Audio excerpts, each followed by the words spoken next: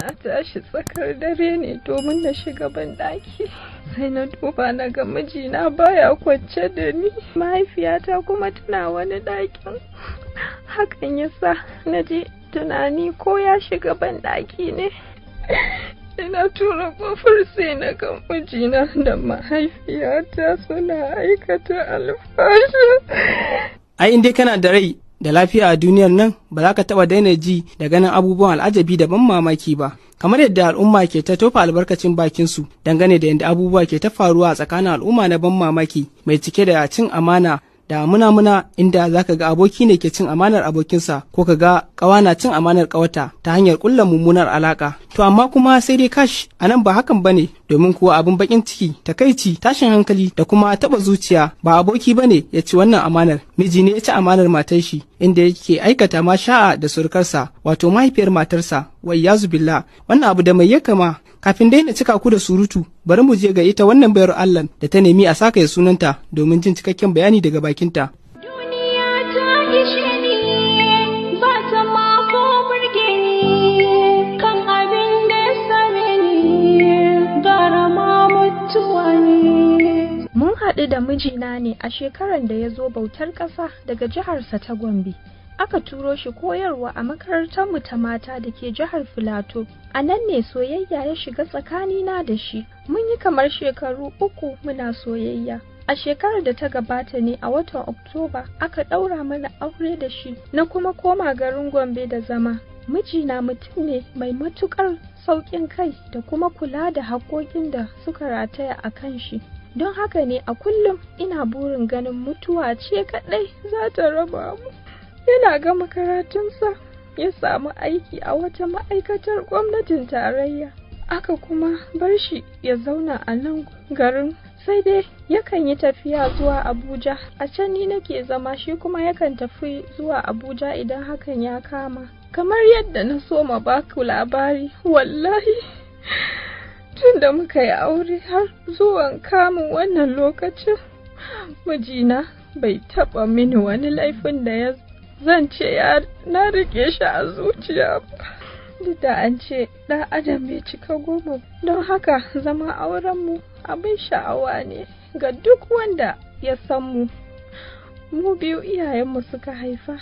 Ina da babban wana namiji wanda wani rikici na faɗa addini aka kashe shi da mahaifinmu a jihar Filato. Don haka muka rage daga ni sai mamanmu. Mahaifiyata yanzu take cika shekarunta na 40 da haihuwa. Mace ce da ta sadaukar da rayuwanta ganin nawa rayuwar ya inganta. Ganin yadda 'yan uwan mahaifina suka kwace mana dukiyoyinmu, tunda a faɗin da aka yi mahaifina da ɗan uwana sun rasu, ita take mu komai, take kula da ni. Tabbas mahaifiyata tana da kyan halitta. Idan bata maka bayani ba za ka ce ta kai shekarunta ba. Hakan mutane da yawa suna mata ganin ba ita ta haife ni ba. Mijina yana da shekaru 35 da haihuwa, ni kuma yanzu nike cika shekaru 24. Bari na tafi kai tsaye wajen dalilin da yasa nike bayyana miki wannan maganar. Bari na tafi kai tsaye wajen dalilin da yasa nike bayyana miki wannan maganar. Yasa nake neman shawara. Yau sati na 3 da haihuwa, na haifi ɗa namiji. Hakan ya sa mahaifiyata ta zo ganin jikanta, inda ta ce za ta yi kwanaki 2 a gidanmu. Da yake a babban gida muke mai ɗakuna 3, kuma kowane ɗaki daban ɗakinsa, yasa ba mu da wani fargaba na saukar baƙi kowane iri ne. Akwai mutuntawa tsakanin mijina da mahaifiyata irin na surukai, amma ko da wasa ban taɓa ganin wani alamun da zan zarge su da wani abu ba wallahi. Sai dai abin da na gani da idona a daren jiya shi ne ya sauya min tunani na gaba ɗaya. Ya sa ni ɗimuwa da damuwa, ba don saboda natsuwar da Allah ya kimsa mana a wannan lokacin ba. Da tuni na kashe kaina wallahi. Abin da ya faru shine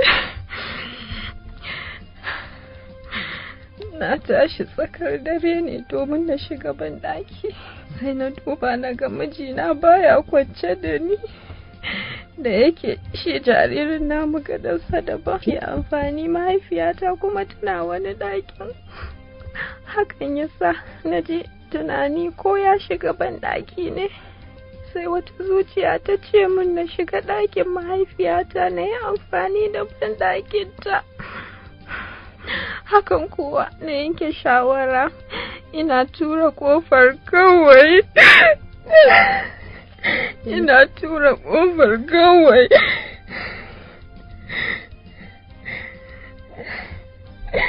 Ina tura kofar sai na ga mijina da mahaifiyata suna aikata alfasha.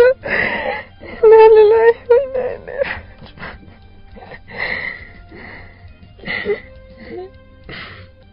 ban iya yin komai ba, don ba su ma san na gansu ba.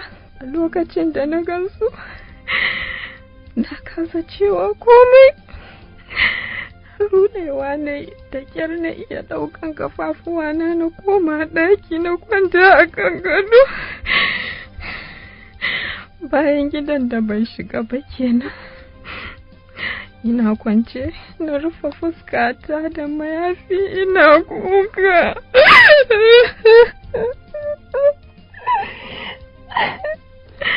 Gaskiya idan ba dadin ina neman mafita ba, wannan kalubale, wannan jarabawa ko in ce bala'in da ya fada mu, ba abu bane ma da nake so in rika tunawa da shi.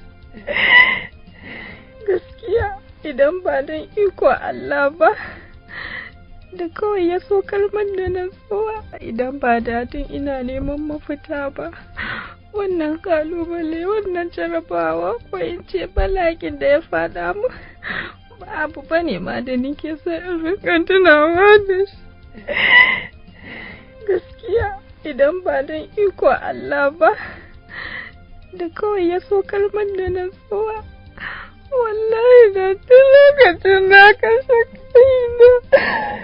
Ana haka sai da aka samu kamar mintuna 30 bayan ganinsu da na yi, sannan mijina ya dawo. Na kwanta tamkar ina barci, ya lallaba ya shiga banɗaki ya yi wanka ya dawo. A lokacin ne na soma tunanin wata fura da yake kawo min duk dare nake sha kamin na kwanta, saboda matukar son wannan furan da nake yi.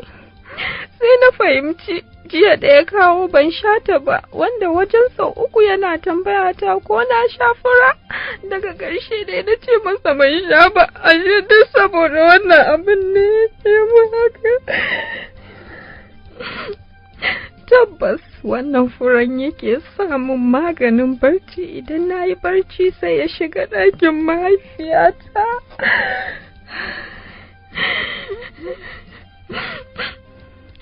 Malama, a yanzu haka ba su san na gansu ba.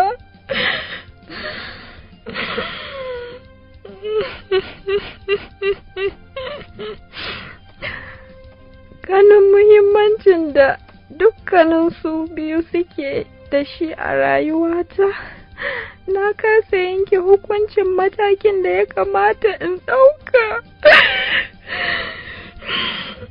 Shi yasa na ce ko zan samu shawara daga gurin ku. Na Allah malama a taimaka mini. Ina cikin mawuyacin jarabawar da zuciya ba za ta iya ɗauka ba idan babu shawarar masana. Na lillahi wa inna ilaihi raji'un. Me ya kamata in yi? Ni dai ban taɓa samun matsala da mijina ba sai wannan. Ba ni da kuma kowa yanzu a rayuwata idan ban da waɗannan mutum biyun da suka shigar da ni wannan matsalar. Da Allah ina neman shawara. Na gode.